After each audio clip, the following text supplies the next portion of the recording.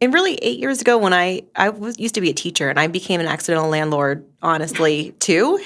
But it allowed me to create passive income. I was able to stop teaching and stay at home with my newborn. And so being an accidental landlord can be a real blessing. Welcome.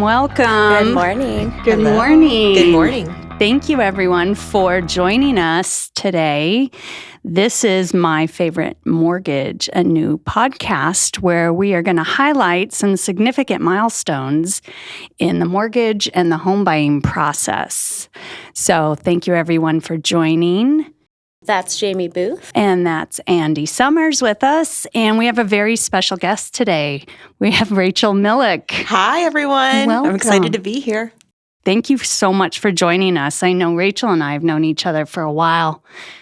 I don't even know the count of how many deals we've done, but it's up there, and double digits for sure. The best one was my own that I asked you to be my loan officer on when I bought my house. So that was a super special one. You're right. And we actually kind of even made some videos about what it's like being on the other end of the underwriting process. That was fun, to say the least. I was not a very good client. Yes, you were. You were fine. You were definitely fine. Probably one of the easiest. When we asked for a document, you were right on it. No, I'm glad you remember it that way, but that was not. Well, again, this is My Favorite Mortgage, and for a lot, the home buying process is a huge milestone, and it could feel very overwhelming, especially for our first-time home buyers. So in this podcast, we like to explore and tell people the success stories, the nail-biting, the behind-the-scenes of the home buying, and we're going to discuss everything from pre-approval to getting to the closing table, and our guests and experts are going to be not only real estate agents, but we do have some plans to bring on a title agent and even an appraiser. Good idea. Thank you. So sit back, relax, enjoy the conversation. And if you or anyone you know have any questions or stories, please feel free to email us at myfavemortgage@gmail.com, and let's get going. Let's do it. All right. So Rachel, how long have you been a realtor? I started in 2020, so just about two years. COVID. No, that's wrong. I started getting my license and everything in 2020, so I actually became a realtor in 2021. Okay. But I had my own real estate investments going. I had a lot of rentals, so I'd been a property manager for myself for like 8 years or so before that. So a background in real estate. Yeah. Yes. Okay. Well, we do like to start off with something a little silly. And we have some trivia questions. Oh, no. And I'm reading it because I'm not good at trivia, so. Oh, you're good. So, Bell. we have a bell. If you know the answer, ring the bell. And these are random trivia questions. So go ahead, Andy. What do we got? All right. The female blanket octopus can be up to 6 feet wide.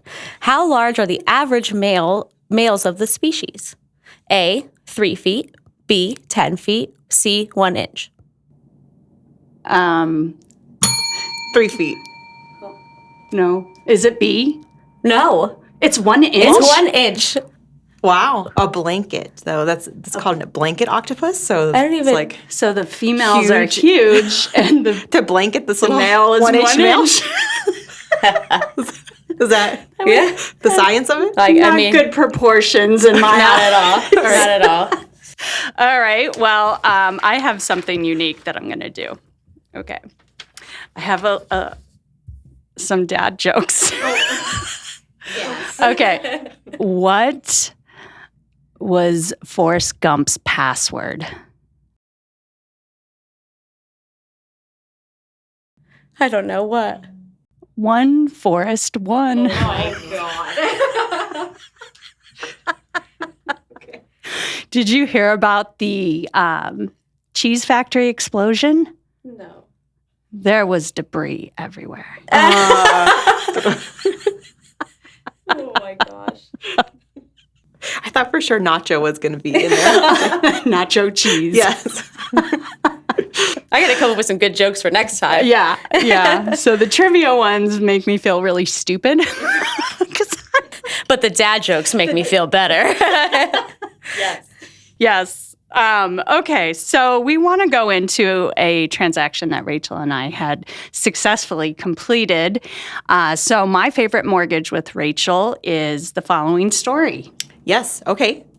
So I met a client just because I got called up from an old neighbor who I've stayed really close with. And she said, hey, this guy might be calling you. He works with my husband, works at the Air Force Base here, and he needs a new house. He might be calling you. So I said, okay, that's awesome. Thanks for thinking of me. I really appreciate the referral, and any type of business like that is always the best when it comes from somebody that you've trusted. And this person actually also even trusted me with her grandparents. So she's been a great source of referrals. And when I didn't really hear from him for maybe like a week or so, but sometimes I just get ghosted too. Yeah, I gave someone your name and we never hear from them. All the time. So this time he texted me. And so I started, texting back and just kind of got some information from him. He had a growing family, so he had a house here. He has a house, and he wanted to get a bigger one. And he really needed a bedroom downstairs with a full bathroom. And then he needed some space for himself. He had babies on the way. His expanding family, the house that he's in wasn't suiting his needs. Nope, it was just he liked the house, but before that it was just him. And so it was perfect for like a single one-person ranch house that bachelor. It's perfect for that, but then he really needed to look into more. And he didn't know for sure where he wanted to live. We kind of narrowed it down to probably some type of planned community like Rancho Sarita. Okay. He wanted to not have a huge commute to the base. Right. And we went to several different places. We were even talking about maybe Gladden Farms or... That's far. In my eyes. That's so far. There's, he liked Estancia a lot. That's really close to the base, and even some in Rita Ranch he had mentioned. Okay. But when we actually went down and looked at things, the minute we went to Rancho Sarita, and I took them to the clubhouse and gave them the full tour. So they were committed from then on. That was because there's water park. They have that cool splash pad for kids. There's a splash park. There's a splash pad. There's 3 pools. There's a lake there also. That's for anybody can go to it though. Can you fish in that lake? Mm-hmm. Yeah, you can fish. They stock it. I think the town of Sarita might stock it. Right. Yeah. There's people fishing all the time there. Yeah. But anybody can go to fish at it. So you don't have to be a resident or in that community, huh? The more you know. The lake, I'm not a fisher, but my daughter is. Yeah. Oh, yeah, she can go. So the lake is actually part of the town of Sarita, not Rancho, but it's next to their clubhouse and their pool. So I think most people think of it as Rancho. Yeah. Right. And they have nice concerts, like once a month in the summer too, down by the lake. So that's kind of fun to do. It's free. Come on down. Okay. Well, it's like you live in Tucson your whole life and you don't know any of this stuff. For those of you, we're in southern Arizona and you wouldn't think a community would have a lake with fishing and all these amenities. You think just dry desert. Right. So, well, there's lots of also just dry desert walking paths if you're into that too over there. But it's really a perfect place for people that want to do social events. There's stuff for toddlers they have a Saguaro Club that's 55 plus. So there's just events for everybody as part of your HOA and your amenities. So they love that. They're like, okay, this is where we want to be. Yeah. And that week, he started mentioning, okay, I want a larger house and it has to have a bedroom and a bathroom downstairs. And there was one that popped up that was really, I figured this is going to be it. Checks off all the boxes of what he needed. Yes, it was perfect. It was only built a few years ago, too, so it was pretty new. It had a great view, great backyard. It was really perfect, but they wanted to see a few things. So we went and we even looked at some new builds, which those would have worked really well, too, but because he couldn't promise the timing of them. Right. We just weren't sure with babies on the way. Gotcha. So Yeah. Yeah, best sometimes choice- new builds do get extended or delayed, and yes. so that's very So very this was pretty common. close because it still gave all the space. It was in the right location. And it was Sorry, I'm going to Bless sneeze. you. Sorry, guys. All right, Okay. hold it in. All right, go. Okay, break. yeah. I know. I'm sorry. Okay. All right. So found the right size of the house. It had everything they needed, right location, and it was going to be able to do it in the right time frame. And it had just come on the market. So, what was his plans with? And I know the story, but I'm going to ask for our audience. So, he owns a home. He needs something bigger, and he didn't necessarily have the plan to sell his house. Like, this was kind of just up and coming, and so he had no plan to sell the house. So what did he do with that house? So one of the first things I did too when I was pre-qualifying him is talk about, okay, well, what kind of loan are we going to get? Do you need a loan? What kind of loan are we going to get? Have you used anybody? I have a great person in mind, Jaimie Booth. And Thank you. yes. And then we kind of started talking about, okay, well, you own your house. It's much harder. It's not impossible, but it is harder to get into contract if you have a house that's contingent on selling that house. Mm-hmm. So suggested, well, why don't we just see too if you can, qualify for the house without selling your house? And he wanted to keep it and rent it out anyways. He was one that had a really low interest rate, which I hear this all the time. Like I have a 2-point-something interest rate. I never want to sell it. Right. That's okay. You can become a landlord. There's actually a term now for this. It's called the accidental landlord, where people have these low rates that, let's face it, will probably never happen again. And their mortgages are so cheap that they can make money. And so it's like they never planned on being a landlord. So the accidental landlord was born in 2022, 23. And really 8 years ago when I used to be a teacher and I became an accidental landlord, honestly, too. But it allowed me to create passive income. I was able to stop teaching and stay at home with my newborn. And so being an accidental landlord can be a real blessing, honestly, too. Yes. It can, there's some not great things about being a landlord sometimes, but it can also really be a blessing in disguise. I had about maybe like 13, 14 doors at some point. Wow. Yeah. And Good for you. Well, they were in Ohio. It's really like $25,000 can buy you a house there. So it was very inexpensive. Rents were fairly low too, to be honest. So I've had squatters. I've had I had just sold one of the houses.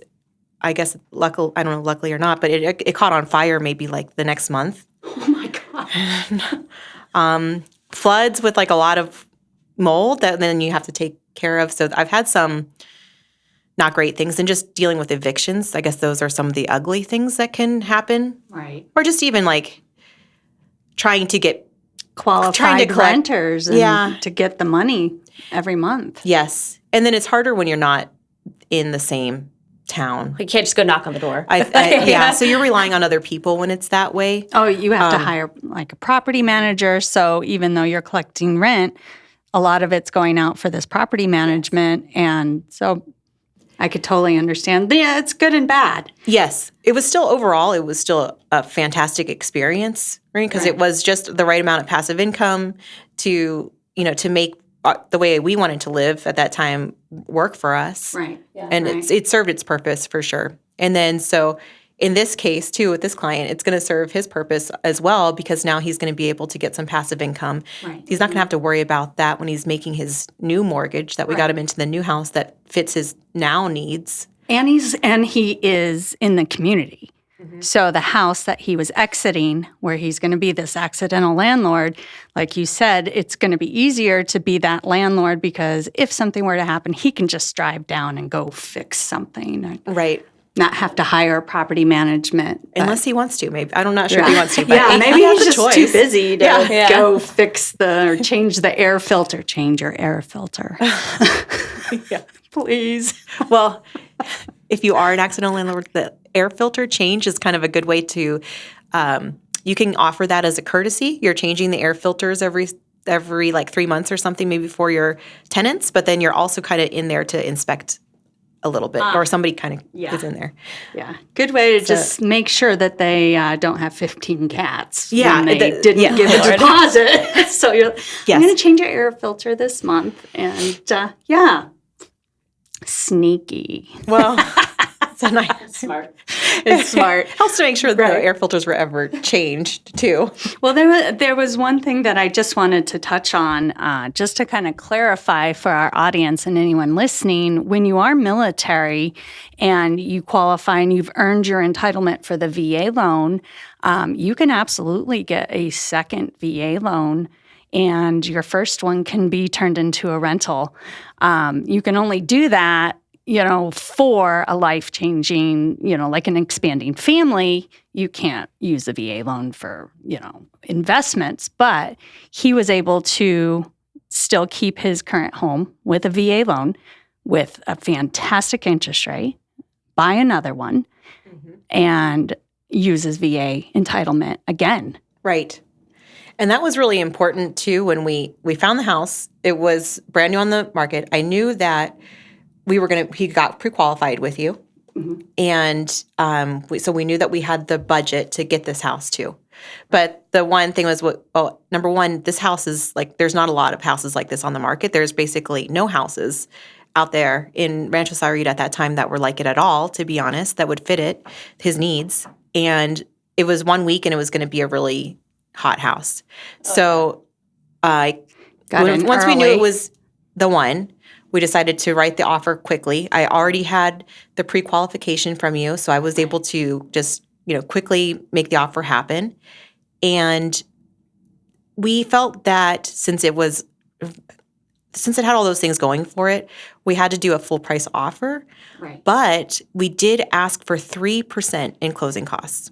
And seller concessions. Yes, for seller concessions, Right. Excuse me. So it ended up being roughly $12,000 and some change that he was going to get in closing costs. And then I knew that you could use that money to do a lot of fun things to help it, Yes. make the fun things. make his payment doable too. Right. Oh, we get so happy when we see seller credits. We're like, yes. What are we going to, spend it on? Yeah. And I believe with him, it covered all of his closing costs. Every penny. Yes. Yeah. And for our military folks, I like to do something a little special, as well as Rachel. Yes. Tucson is a very military-friendly community. So is all the suburbs like Rancho and Vale and Rita Ranch. So I like to help our veterans out by paying their appraisal. Yes, and then I also came in and paid for a 1-year home warranty for him, and I tried to buy I'm most tricked out one I can get, where it's going to cover a lot of the HVAC things, coverage, all the good stuff, the bells and whistles. So I know that they don't have to worry about anything for. Right. They should not have to worry about anything for at least a year. If they want to renew, they can too. But that's definitely my way of saying things. Peace of mind. Huge peace of mind to have that home warranty. And like you said, there are different tiers, just like car insurance or homeowner's insurance. So you will do the most expensive, covering everything, all the bells and whistles. Yes. And that's what we'll do for our military folks. And when you bought the appraisal, that gave us an edge in writing our offer or getting it closed super quickly, because How fast do we close this? we closed this in 18 days, which is something really incredible for a VA loan. And to be honest, I think it's something unheard of, because a really extra special thing about this one was that the listing itself was actually being sold from a relocation company. So it's different than just selling it from a regular person. We negotiate and we come to a verbal agreement with the actual person in this case, but it's the relocation company that is getting the signatures. It takes about 5 business days to get the signatures done. Right. So that almost ate up 5 whole days of everything. Right. And that's on every single thing that we need to sign. So closing. They're not local, so we had to overnight stuff, and they have to review it with their legal department. And relocation companies are very common, but they're not the easiest to work with. They're not something I would ever really try to get an 18-day close on ever. They're more 30 is really great. 30 we get a 30-day close on a relocation company. Fantastic. It could be 45 though, because a lot of things can come up. So the fact that we got this VA loan done with a relocation company on the other end of the deal was just unheard of. And I think we need to pat each other on the back because it was incredible. Yeah.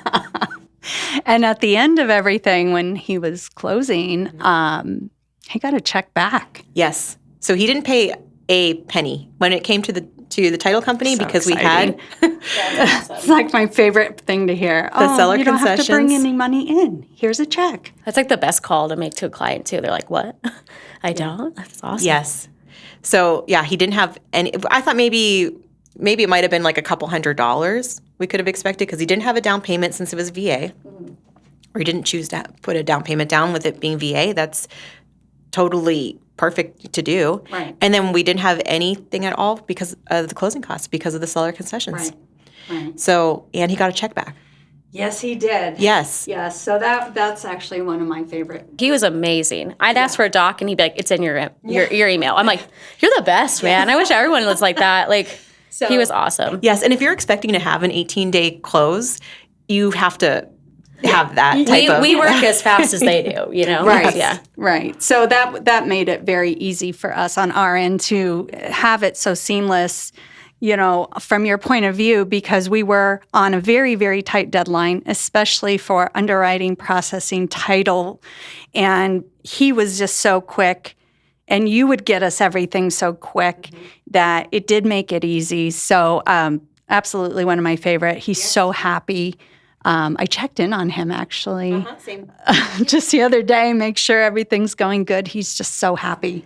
And so another thing with his too, in Arizona, we typically do a walkthrough a few days before we close. A final walkthrough? A final walkthrough just to make sure crazy things can happen there too. But if, let's say we're supposed to have a fridge there, we make sure there's a fridge there. We make sure there's not a pipe exploding somewhere. Or squatters. I mean, if you have a vacant house, you never know. You never know, yes. So just make sure nothing's, everything is the same way that you found it when you made the offer on the house. Yeah. And in this case, they had moved out and there were kind of things that were still it wasn't the best clean out you'd ever seen. And I could see, honestly, the look of disappointment on the faces. Aww. And, just that look of disappointment. And then also kind of a look of a little bit okay, I got to we're come going in to and be clean. moving. We have to come, right. And not even dust just bunnies. Yes. And now they're expecting babies. I don't want them to be worried about that. I want this to be the best experience possible and to not be thinking about okay, I need to go figure out some way to get these footprints off of, there were little footprints on the wall by the desk area that there were some things. Oh, okay. That were I don't even know what I was thinking, but okay, that makes scuff marks from your feet by the desk. Yes. Yeah. They're definitely just feet marks. So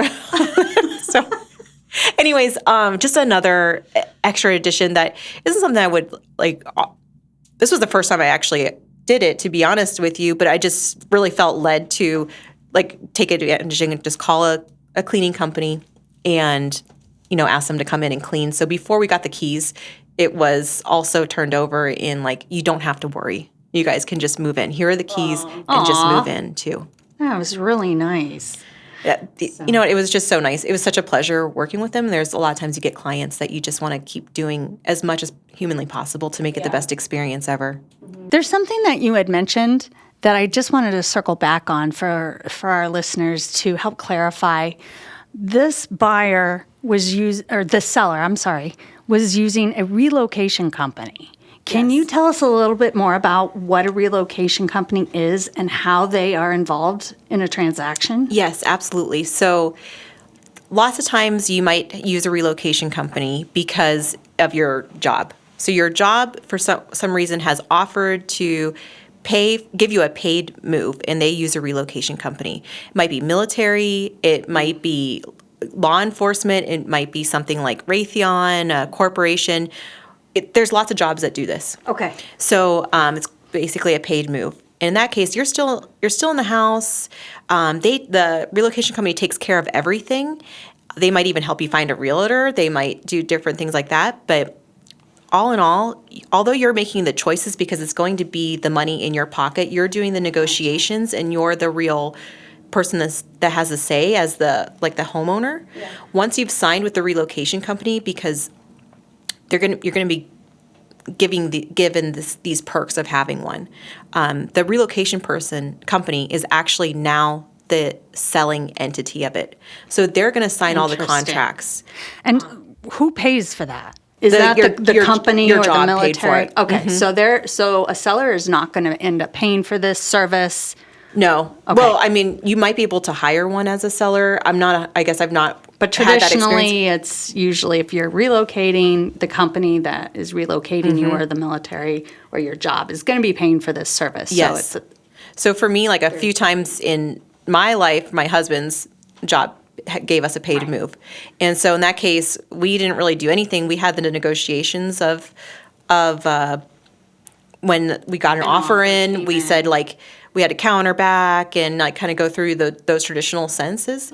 But the relocation company was the one that's actually taking over and doing the paperwork. And one thing too is if your house doesn't sell by a certain time, they actually own your house now. So it might be even in your paperwork that they pay you. Because they basically have bought your house for you and they still let you live there until the deal's done, unless you move and then they'll buy it.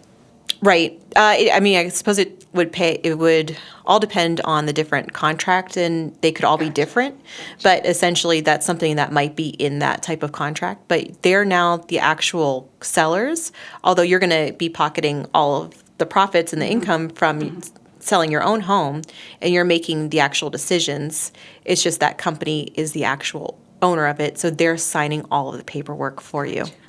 Gotcha. And usually when that relocation company, you could either be still in the house, or some people have already moved on. They choose to move and move on and everything. So in this case, the people were still there. Okay. And same, I guess for me, in my case, I was always still actively living there too by the time we were in negotiations and had sold the house. But the relocation company is the one that's actually signing the paperwork. They are carrying now kind of all the risk too, because your company has paid them. Gotcha. Huh. Or you might be getting a check back in the mail at some point for using them. And There's does lots of the different ways they could do it. relocation company use any realtor or real estate professional during this transaction? Yes, the agent works like a regular agent. Okay. Sometimes they have like preferred ones that are maybe in some type of relationship with them. They probably are giving them back some sort of their commission in order to do it. Gotcha. But you can most of the time absolutely choose any real estate agent that you want to work with. So for me personally, the first time I did it, we had an agent that we just loved working with, and so we used him even though he wasn't part of the program. But then when we purchased our house, because it was still a paid move, we found the agent through that company. So she had a relationship with them already, and then we just used her to sell it again because that one was also a paid move.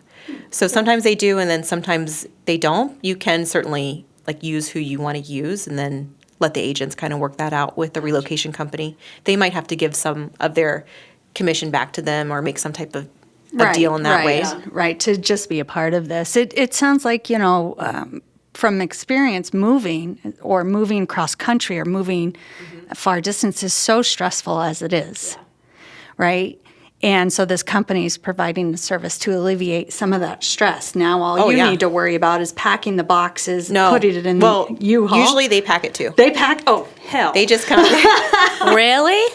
Yeah, but so most people that have had a paid move will also know that you will be unpacking so much packing wrap, and it'll be for a paper clip. You'll be like, oh, this box has got to have my grandmother's antique, I don't know, gold spoon in here. And then you're just like, I'm packing so much stuff, and it's a hair tie and a penny. And Wow. Oh my gosh. So you like open your doors and these guys or girls come in and start packing your stuff, Yes. and you're just drinking your coffee and they're packing the Yes. stuff and loading it for you. Yes. Wow. So I mean, that sounds like a dream. I hate moving. it was pretty nice. It was pretty, they did I'm sure not, it's not cheap, though. they, No. well, no. But that's why It's that's a not nice perk. cheap. Like if your company will provide that for you or something, Yeah, if they're paying for it, let them pay for it. or if it is like the government giving it to you, or as a perk for doing it, it is really nice to have that. Yeah. It's definitely expensive. I remember like calling someone like, hey, can you just move the couch and the bed? Because I didn't want to do it by myself. And it was like probably like $400 just to move my bed and my couch. I was like, never mind, I'll do it myself. And I had a new baby too. The first time I did it, he was only like Yeah. a couple weeks old, so that was nice to just. I think I let them do my rocking chair last because I just sat there forever. well, thank you so much for elaborating on that. Sure. And if you're one of the fortunate few that have that from your company and they're providing that service, what a stress reliever. Yes, But it should be. for our end, dealing with the relocation company isn't always as easy as just dealing with, a local agent and It wasn't. seller. It's not really terrible. Honestly, I wouldn't tell anybody to like not buy a house because it's Right. through a relocation Right. company Just or added anything. time. It's just know that it's going to add time. That's Yes. really it, because you're still working with that actual human being seller.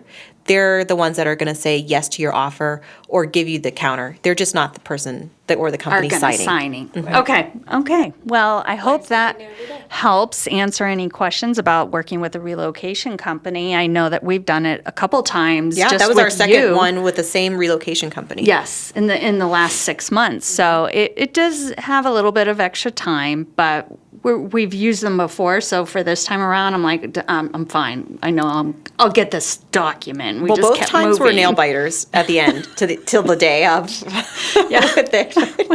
out of. But one was almost probably 40 days. The first one we did was maybe like 40 gave days, us and then plenty of time. This the second one was 18. Yeah, so. the nail biter, the nail biter. But again, our job is to take these nail biting situations and get them all together and nice and smooth from the client's perspective Yes. and from our partner's perspective. So thank you again to Miss Rachel Millik. You're welcome. Thanks for having me. Licensed realtor here in lovely Southern Arizona. You can reach out to her either through our website by contacting us, myfavemortgage@gmail.com, or on Google, probably. I don't know. She does do TikToks, so. You can find me on TikTok. My website is Realty by Rachel, too. So the buy is BUY. I like buying a house. Very, very nice. Love it. And again, thank you all for listening to today's podcast. We hope you had as much fun as we did. And before we go, I just want to remind you to subscribe on your favorite platform so you never miss an episode, a moment, or any fun dad joke. So if you could please leave us a rating or a review. Or if you have any questions, suggestions, or topics you'd like us to cover, please reach out. myfavemortgage@gmail.com. We really value your inputs and strive to make this podcast as informative and entertaining as possible. So with that being said, we're going to finish up with one more trivia question. Okay. Are you still going to be the reader? 'Cause No, you some. okay. Let me be the reader. Okay. You do you, boo boo. I'm not good at trivia, so. I don't think either of us were either. I didn't know the trivia was going to be octopus size. This is like the third time. We've already gone through that card. I put them on the side now, so I know. We've got this huge stack, and I've pulled 3 times. I just need to shuffle them, I guess. Okay. All right, here we go. What are the 1972 Miami Dolphins NFL team famous for? A, having the most touchdowns in one season. B, having an undefeated season. Or C, bell-bottomed uniforms. Oh my God. 1972. I'm going to go with A. I'll go with B. And the B has it. They had an undefeated season in 1972, Miami Dolphins. Expected that from the Dolphins, to be honest. Well, when I think of Miami Dolphins, I think of Ace Ventura. That was the only thing coming to my mind was if there's something that says laces out, I'll ring the bell. Laces out, yes. So, again, thank you so much for listening. Thank you to Rachel Millik. Thanks. And we'll be back for another episode, so stay tuned for more. Bye. Bye.